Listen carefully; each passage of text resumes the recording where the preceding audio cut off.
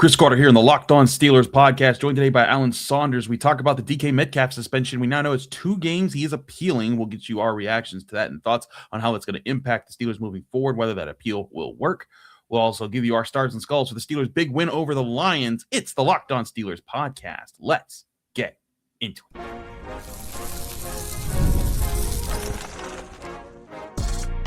You are Locked On Steelers, your daily Pittsburgh Steelers podcast. Part of the Locked On Podcast Network, your team every day.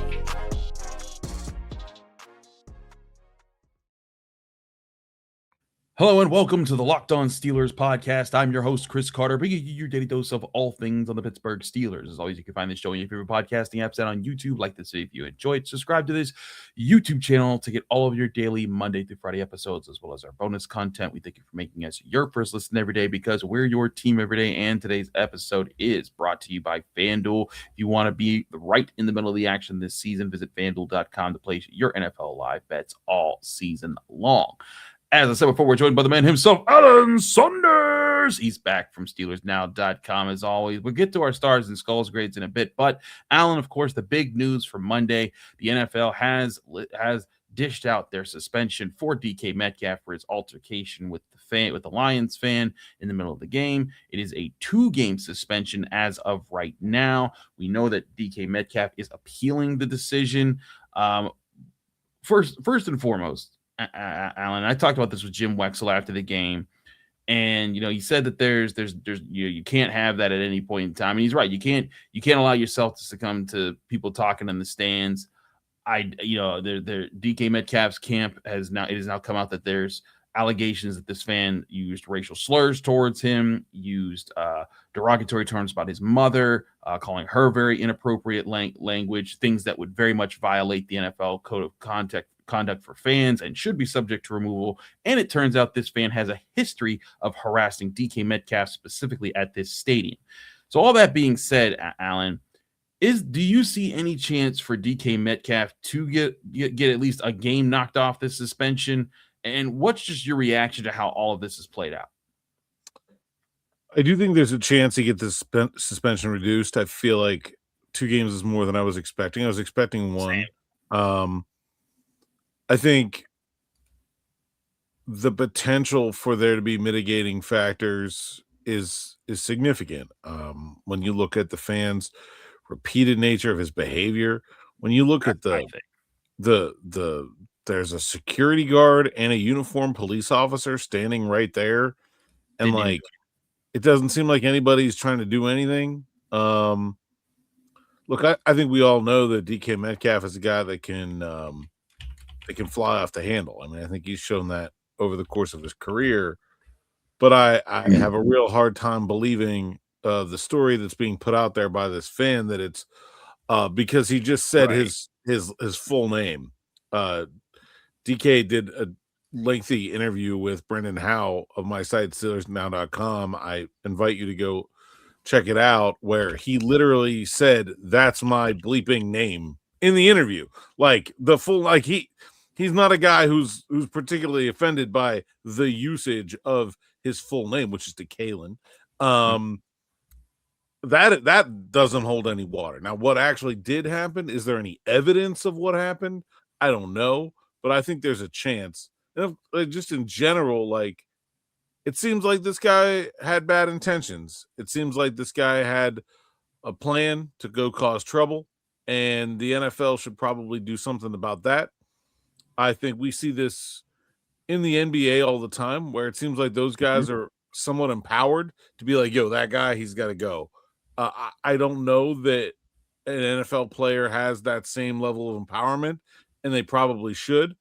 But at the end of the day, no matter what else is said, if you got a uniform on, you can't be putting your hands on the fans. And the NFL can't allow that to happen. And so there has to be some kind of significant punishment.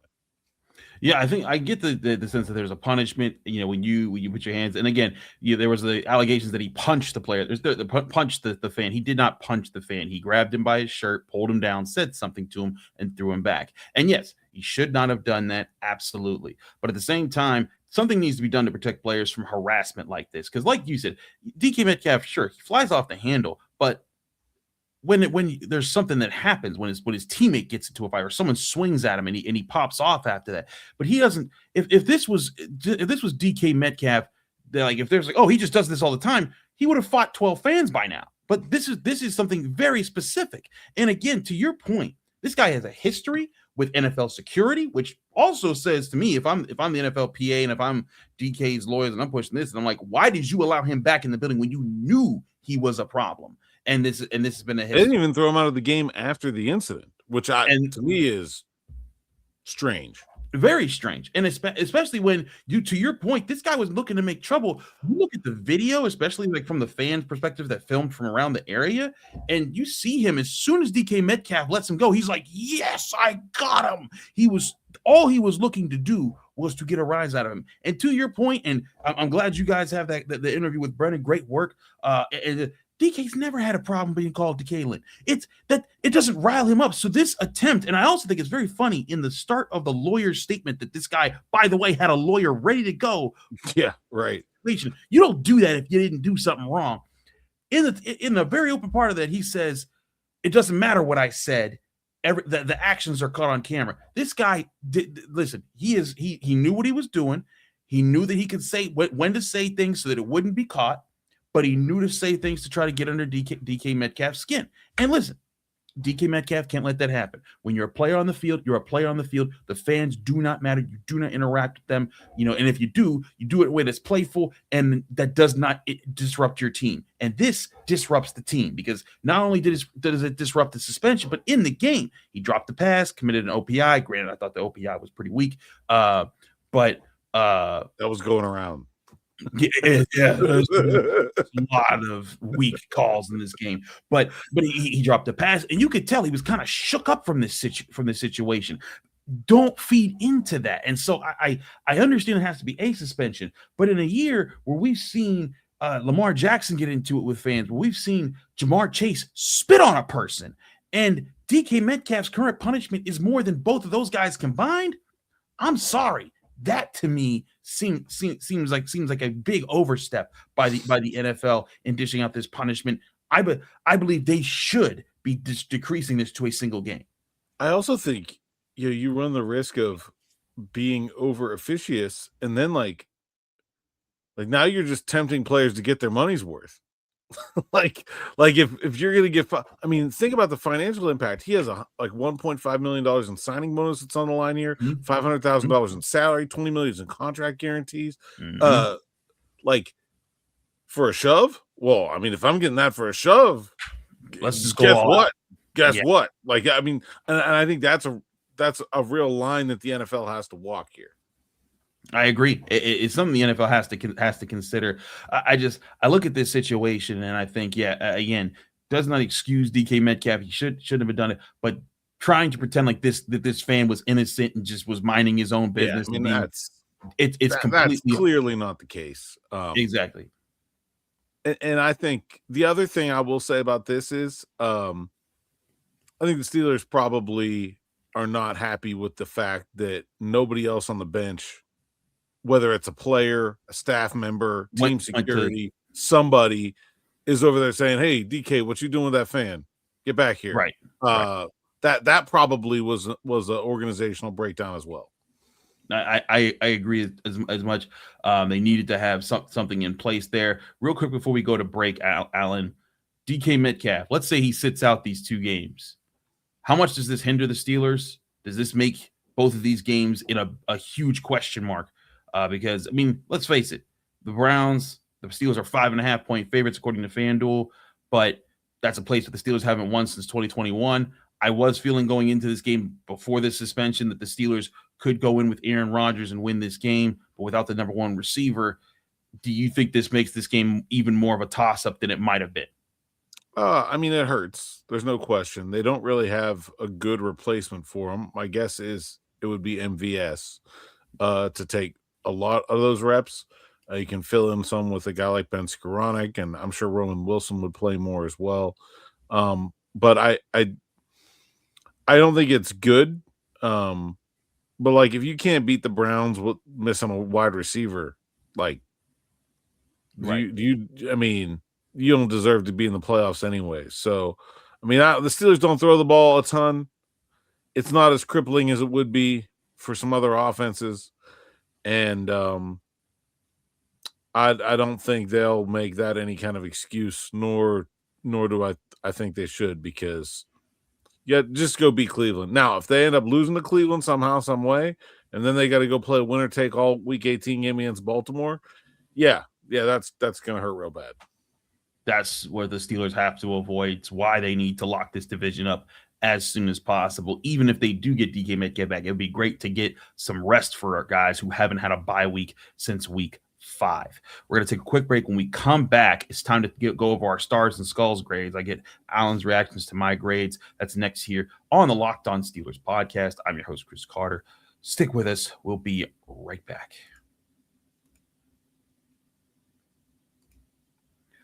But first, we'll remind you this episode is brought to you by FanDuel. NFL Sundays move fast, one big play, and suddenly everything feels different. That's what makes live betting with FanDuel so exciting.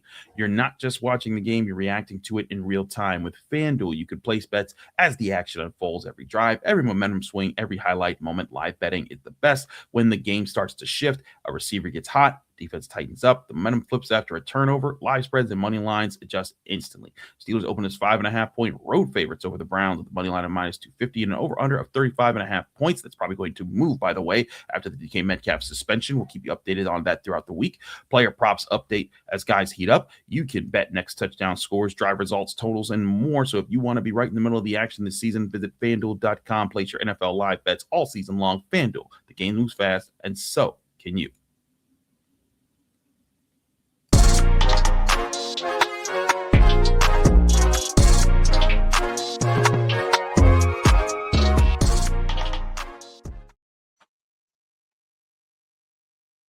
We are back here on the Locked On Steelers podcast. Chris Carter here with Alan Saunders of SteelersNow.com. Alan, it's time to get to our stars and skulls grades.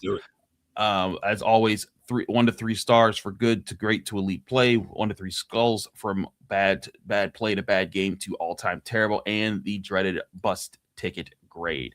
And when the Steelers win, we start out with the stars. I'm going to start off with my 1 stars here. We got a lot of stars. This is a constellation game. When you get, there's going to be a lot of guys who get stars in this one, and I might have missed some here and there. So I'm going to test Alan Saunders to see where he can find some guys that maybe should have deserved more credit. Let's start off with the 1 stars. My 1-star grades go to Jonnu Smith, Pat Freiermuth, Spencer Anderson, Ben Skoranek, Patrick Queen, Jalen Ramsey, Y.A. Black, Chuck Clark, Adam Thielen, Brandon Echols, and Scotty Miller. Let's start off by focusing on some of those names on defense. Chuck Clark did get beat for a touchdown, but also broke up a touchdown, also broke up another pass, dropped a few interceptions, but he was in place. I thought he gave an important fill-in role for the Steelers, and actually, this is a mistake on my part. I actually gave Patrick Queen 2 stars. I meant to take him off of this list, so please disregard. He is actually a 2-star grade this week, not a 1-star. What are your thoughts on some of the names I have here? I also put Y.A. Black, Jalen Ramsey from the defense, and Brandon Echols on this list. Yeah, Brandon Echols obviously out early. I thought Ramsey and Clark both did a nice job of covering things up when Echols went out. I thought Ramsey played really well in the slot. You did not see a lot out of some really, really dangerous receivers, and Amon-Ra St. Brown and Jameson Williams. I thought Y.A. Black was a big part of this team's efforts to stop the run. I thought he was key. He didn't get as much work as he's been getting. I think only about 22 snaps, but I thought they were like compared to when he was starting with Harmon out, like probably played like maybe 20, 25 fewer snaps, but it was like he kept all the good ones. You know what I mean? Like it was like a less is more kind of thing, and I thought that was really good. Patrick Queen, we'll talk about on offense. You got a bunch, man. Scotty, dude, like just super clutch, like crazy. You pulling a guy who has barely played all year in. And then you're throwing like key 3rd and 4th downs to him, and he's doing it. Thought all the tight ends were good. Adam Thielen, it took them a while to adjust, but when they figured out what Detroit was doing, which was a big tendency breaker, they played a lot of zone in this game. They usually play a lot of man. Then they finally got to be like, oh yeah, Thielen, let's go there. I agree. I thought Thielen did his job well. I thought Johnny Smith pitched in well. Let's go to our 2-star grades because we got a lot to hand out there. There we actually find Patrick Queen. He is on my 2-star list, but with him, Jack Sawyer, Keanu Benton, Joey Porter Jr., Derek Harmon, Dylan Cook, Mason McCormick, Andres Pete, and Connor Heyward. I think this might be Connor Hayward's first ever 2-star grade. Maybe he's had another one somewhere, but he gets it not just for the tush push plays, but Allen, that man went straight fullback on some of them blocks on the run.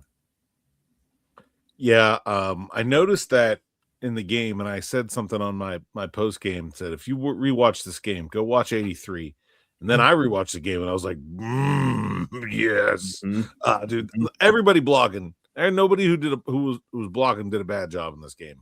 But Connor Heyward was really good.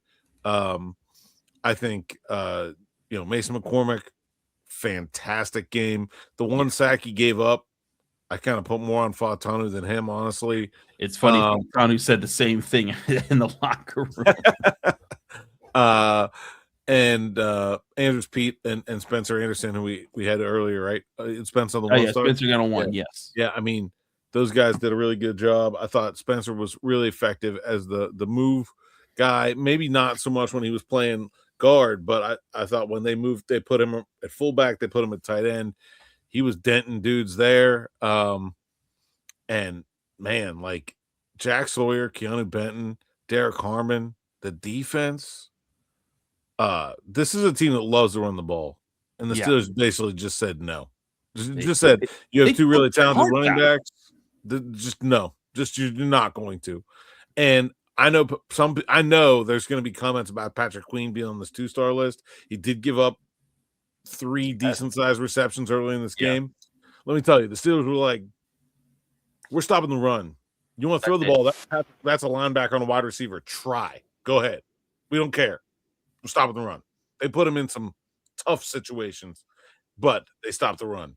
15 freaking rushing yards. Like, it's just on the number 5 rushing offense coming into this game.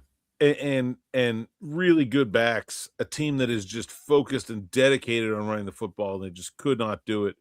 I thought Sawyer against Penny Sewell had zero expectations. Somebody before the game who was like, one of the most annoying kind of fans in my mentions is the ones that are like really big fans of one college football team to the point that like they hate the players that are on their own team because they went to their school's rival. You know which ones I'm talking about? I know you do because I know you can. So some Michigan guy be like, this guy stinks. It's going to be a bloodbath. I'm like, yeah, he's a 4th-round rookie playing against Penny Sewell. He's probably going to be terrible. It doesn't mean anything. Like, it is what it is. And then Sawyer's out there in the first drive of the game.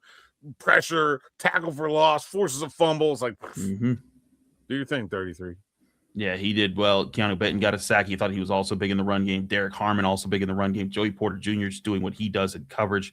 Can't really pick on him too much. So big guys on both sides of the ball dominant here. So this is a week. Like I said, it's a constellation. We got a lot of guys. Alan, I currently have 6 names on the 3-star list. That's a lot of names to get. But you know what I just realized? I left a guy off. Aaron Rodgers is a 2-star grade. I meant to. I forgot to. I can't believe I forgot Aaron Rodgers, but he is a 2-star grade. So throw him in there with that. I thought there were a couple plays he left out there, but in general, he was the field general. He did a great job in this game. 2-star grade for him. But now that we know that Aaron Rodgers is not a 3-star grade, we have 6 players who got 3 stars. Give me your shots. Kenny G, Jaylen Warren, yes. Zach Frazier, yes. Cam Heyward, yes. Alex Highsmith, yes. Joey Porter Jr. So Joey Porter Jr. is a 2-star. Okay. All right. I missed that one. Ooh. All right. Okay. It's got to be. Is Dylan Cook again? Dylan Cook is also a 2-star. Okay. I'll give you another look at who the 2 stars were. All right. Okay. I'm missing the one here. I don't know if I have it. Let me go back and look at defense. We got Harmon, right? Yeah. Okay. Harmon's up in there. And we had Benton, so we got Cam, we got Highsmith. You're missing a really important trench guy. Really important trench guy. We did Harmon, Cam, Benton, Highsmith, Sawyer. Got the whole front on the defense. Frazier, Cook, Fautanu. There you go. That's the sixth one. Okay. Troy Fautanu. And yes, Fautanu did get beat on that one sack, but I thought he was so dominant in the run game. And whenever they asked him, he was just moving guys around. And the fact that that was the only time Aiden Hutchinson actually beat him was insane. But to fully recap it with the full 3 stars, because that was a long time that I gave Alan to figure it out. And hey, six 3 stars. That's tough. But Jaylen Warren, Kenneth Gainwell, Cam Heyward, Alex Highsmith, Troy Fautanu, Zach Frazier all earn 3-star grades. Aaron Rodgers is a 2-star grade in this game. Real quick, let's talk about Cam and Alex, because both of them have taken a lot of heat this season from fans. Cam Heyward, when he just asked for a few million more dollars to tack on to his contract before the season started. Alex Highsmith, because people have just been screaming about him every time he gets hurt. Something it's he's so this here, he's so that. Alex Highsmith has been playing lights out for this team since he's returned, and he has been so important to this defense playing at a much higher level over the past 3 weeks after the Bills loss. Highsmith's been fantastic all year. I don't understand the weirdness when it comes to this fan base, and there are defensive stars at times, but Alex is really good. Every part of his season that has been a negative has been about how much he's been on the field, not about his play, and he ain't missed that much time. He really, I mean, I don't even know, like, to the point that, like, after the first quarter, I feel like the Lions honestly just gave up trying to run the ball. Like he was just so dominant, coming down the backside, all those running plays. Cam Heyward, man, what he's doing in terms of the amount he's playing and the level he's playing at as an interior defensive lineman has never been done in the history of the league. It's insane. It's never been done. There's never been a player at his age to play this much. There's been guys who played a long time. Fletcher Cox played a long time. There's been lots of guys who played a long time. But not like this. Not this much at this level. That's never been done. And he's earned every penny that he got from the Steelers, and probably like a whole lot more. I'm starting to do a little bit of research because I know sometimes week 18 gets crazy. I'm trying to start to do some research for my all-pro votes. Slam dunk. Slam freaking dunk. Slam dunk. 97. He might be the team's MVP. Might be. He is a dominant force up the middle. I think if you are a person who said that he didn't deserve to ask for anything and you were on him, you can shut up. Because Cam Heyward, he just put up or shut up, he shuts you up. He's playing at a high level. He's playing at an elite level. Listen, you and I have our qualms with our problems with Pro Football Focus, but in their charting of missed tackles this week, he was just given his first missed tackle all season. Oh my God! All season, and this was in a game where he lit it up. Yeah, he was awesome. And look, there was some backup offensive linemen, but also like the Steelers were playing with their number 3 outside linebacker. Like they needed him and Benton to come up with that pressure. And that's not normally, like, if you just said, hey, interior defensive line, if all you do in this game is shut down Jahmyr Gibbs and David Montgomery to the lowest they've probably ever run as a tandem, that's a good day. You do all that and then harass Jared Goff? Like, come on. It's just insane. The Amon-Ra shovel pass fake play, which was a good play call. Yeah. Cam Heyward sniffed it out. Sawyer was right there to clean it up too. Exactly. Yeah.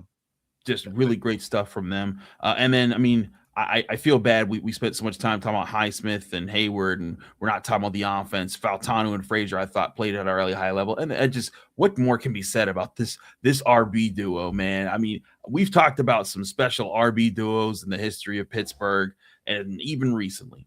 But those two guys, man. It's one of the best catches I've ever seen any player make. And for it to be a running back on a go ball, it's just and not a tall running back either. Yeah. Incredible catch, incredible awareness to get up and run into the end zone. Jaylen Warren, the decisiveness and the burst. You could tell last week he wasn't feeling very well. He looked like himself this week. Dude is really running well. They have two really good running backs. I know I've been critical of the way they've used them both over the course of the year. This was the first game I felt like there was never a time when I was looking at the huddle and being like, why? Like, I feel like Arthur Smith has really gotten it finally dialed in on like how to use these guys and make both of them be able to make an impact. Absolutely. Lots of great grades there. We do have some skulls to hand out, not a whole bunch. We'll get to those skulls, though, on the other side of this break. And I want to get Alan's thoughts on this youth movement the Steelers got going on right now. It's the Locked On Steelers podcast. Chris Carter, Alan Saunders. Stick with us. We'll be right back.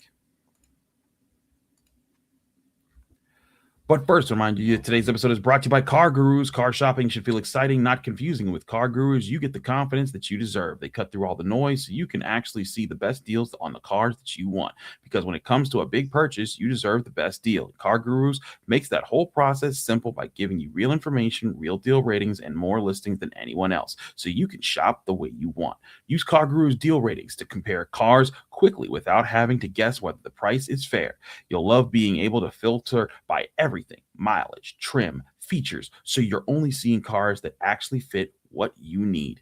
Their price drop alerts are a lifesaver. You get notified the second a car you're watching becomes a better deal. CarGurus connects you with trusted dealerships for a transparent and hassle-free buying process. With over 4 million listings, the most of any major online automotive marketplace, you'll always find the best deal. Shop the way you want with the tools, data, and unbiased deal ratings that make it easy. Buy or sell your next car today at CarGurus.com. That's CarGurus.com. CarGurus.com.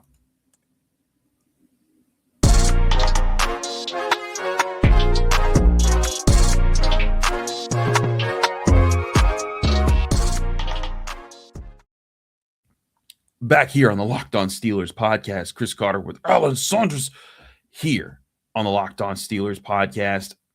Let's get into the skulls here for the Steelers. Not a whole lot to hand out here. I gave a 1 skull to Christian Kuntz, Marquez Valdez-Scantling, Peyton Wilson, Jeremiah Moon, Asante Samuel Jr. Christian Kuntz only because at first I thought Chris Boswell really messed up that field goal, but when I look back, the snap kind of ruined his timing on the come up. So he gets a skull there. Although I feel bad because I don't ever give long snappers stars, so it's like a little unfair because, you know, if I could give it, Christian Kuntz would get a star, 3 stars every single week when there's no mess ups, but that's part of your job. MVS, just because I thought there were 2 grabs that he missed a chance at. One would have been a spectacular touchdown. Another would have been a really great grab on the sideline, but this is part of why you're there, is to make those type of plays when Aaron Rodgers gives you a chance. Peyton Wilson missed a few tackles. Jeremiah Moon, I thought in the few plays that he was out there, looked a little out of pace. And Asante Samuel Jr., he just got toasted on a mesh concept where he was caught in man coverage and couldn't keep up with this guy.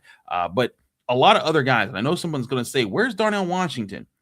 Darnell Washington, in my opinion, I gave him a neutral grade, Alan, and maybe I'm being too lenient here. Yes, the fumble was crucial, but he made some other plays when he caught the ball, but his contributions in the run game were just so big. There were times that he was pushing guys around, creating holes. So I gave Darnell Washington a break there and said that makes up for the fumble, just the overall contributions when they dominate so much in the trenches.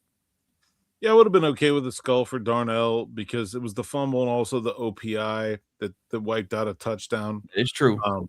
I would have been okay with a skull for DK Metcalf too.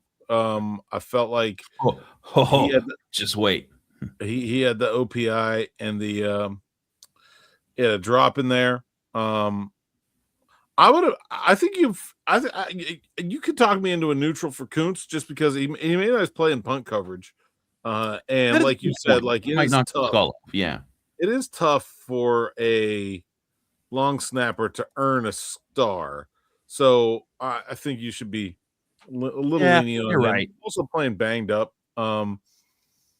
So yeah, but I mean, not a whole lot to say about this list of guys. I didn't think there were too many tough performances. There is one thing that I want to mention that is not like a skull that needs to be handed to a person or a thing or whatever. But after Darnell Washington's fumble, the second time this year, the Steelers had a play where they let the other team get their challenge off and took forever. They actually substituted Yeah. and took forever to get to the line of scrimmage. And that's like they got to find a way to clean that operation up before it really, really burns them. Yeah, I mean, and it's burned them in games where it hasn't come back to kill them, but yeah, that could be something in a playoff game that costs you a chance when you have a great toe tap, but it's a little questionable. Get on the ball, and Aaron Rodgers, he's been seeing it every time. That's something that Mike Tomlin, Arthur Smith need to. There needs to be a sort of call that's like, hey, when this happens, if Aaron says this, we're going. Get on the line. We're running a dive, whatever it is. We're taking the result of the last play. But I hear this. I think I will knock off Christian Kuntz is there. I mean, hey, he's a local guy. That might just be my Cal Adamitis agenda kicking in there. It's the guy I've covered him in his Pitt days. But yeah, just the other guys, I'm not gonna dock too many people too many things. But to your point, if I'm gonna dock somebody something, it's DK Metcalf. He's my only guy that's above a 1 skull in this game, and he gets a 2 skull, particularly because the fan altercation, the drop, the OPI. Again, I thought the OPI was so weak, but not the Darnell Washington one, but the one where they said he pushed off inside the 5-yard marker. But all in all, the 2 skull is primarily because of the suspension on top of everything else. I had some people saying, "Oh, you should give him a bus ticket." I'm like, I'm not going to give the guy a bus ticket. It's a unique situation, and plus they don't win that game if he doesn't make that 20-yard back shoulder reception to erase a 1st and 20 and keep a drive alive. So he does get some credit. So I'm not going to ding him too hard. But when you get suspended in the game for doing something that you shouldn't have been doing, and on top of that, you make some key mistakes, that I will ding you for. So two skulls for DK Metcalf. But again, that's the worst grade that I'm giving out for this. I thought on the whole, the Steelers played very well. Yeah, I mean, it was a really impressive performance. This is like sort of the opposite of so many Steelers games we've seen over the last few years where like they find a way to win but didn't play all that well. Like this was the total opposite. This was a butt kicking that actually turned close at the end when you go back and look at some of the tape. And I think another thing here, and this will be the last point for us, Alan, I'm just impressed by how many young guys are stepping up on this team and finding a way to contribute. Jack Sawyer, a rookie, no business making this his first big game, and he makes it a big game. He comes in and delivers huge. Keanu Benton stepping up. Derrick Harmon looking like a force against the run in the middle of the Steelers defense. Y.A. Black chipping in. The whole offensive line, with Isaac Seumalo gone, all of them is young guys or backups, and they're pitching in. Both Kenneth Gainwell and Jaylen Warren are in their mid-20s. This is a team that I think is getting a lot of young guys to step up at the right time, not to mention Joey Porter Jr., who I think also is in that mix. There's a new nucleus forming, I think, for the Steelers in the near future. I think they still have their core leaders, Cam Heyward. If TJ Watt can come back at some point this season, Jalen Ramsey certainly, I think, is huge for what the Steelers do on defense. Aaron Rodgers is, the new captain on the offense that's basically, guiding the ship there when on the field. But I do think there's something brewing with all the young players and talents that they've amassed on both sides of the ball. I just think it's depth. Like it's guys stepping up from Sawyer to Dylan Cook to Spencer Anderson to Scotty Miller, who's not a young guy, but is just the next guy up. And I feel like they've done that over and over again. And I think if you're looking for a reason to say this team can survive a suspension from DK Metcalf to get what they need done over these next 2 weeks, I think they're showing you that they've been able to do that a lot already, and they're more than capable. there you have it. Those were our stars and skulls grades here on the Locked On Steelers podcast. Alan, thanks so much for joining us here. As always, let people know they can find you, follow you, and get more of your work. Yeah, that blue-haired Lions fan needs a bus ticket also. Just out. Oh yeah. That guy totally get going. Like you did your thing. You got one guy one time. That's it. No more. Lifetime ban from all NFL stadiums. Absolutely. You can find me, @Saunders_PGH on social media, SteelersNow.com. So you can find my written work, and you can also check out Brendan's story on DK Metcalf there as well. It is definitely worth a read. And you can find my podcast, Steelers Morning Rush and Steelers Afternoon Drive, on the Steelers Now YouTube page or anywhere you find podcasts. Absolutely. He's Alan Saunders. I'm Chris Carter. You can follow me on Twitter, Instagram, TikTok, Blue Sky, same handle everywhere @Carter Critiques. You can read my work in the Pittsburgh Post-Gazette by going to post-gazette.com. You can find me here on the Locked On Steelers podcast every day, Monday through Friday, on your favorite podcasting apps and on YouTube. Like this video if you enjoyed. Subscribe to this channel to get all of your daily Monday through Friday episodes. Back here tomorrow. We got Arthur Moats coming to the show. It's going to be a fun one. Keep it here with the Locked On Steelers podcast.